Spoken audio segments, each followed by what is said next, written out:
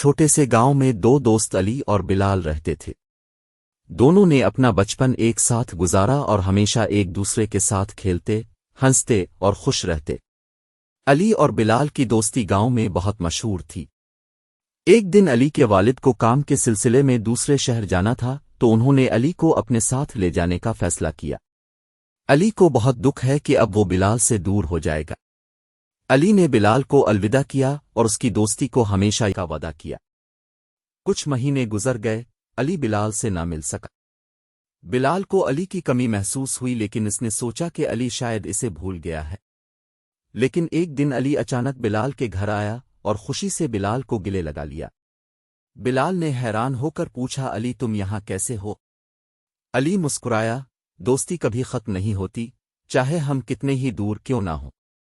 میں نے ہمیشہ آپ کو یاد کیا اور آج میں آپ سے ملنے آیا ہوں۔ دونوں دوستوں کی آنکھوں میں خوشی کے آنسو تھے۔ علی اور بلال کو احساس ہے کہ حقیقی دوستی کبھی ختم نہیں ہوتی بلکہ وقت اور دوری تعلقات کو مزید مضبوط بناتی ہے۔ سبق: دوستی ایک قیمتی رشتہ ہے۔ سچی دوستی وقت اور فاصلے کے ساتھ کبھی ختم نہیں ہوتی بلکہ دلوں میں ہمیشہ زندہ رہتی ہے۔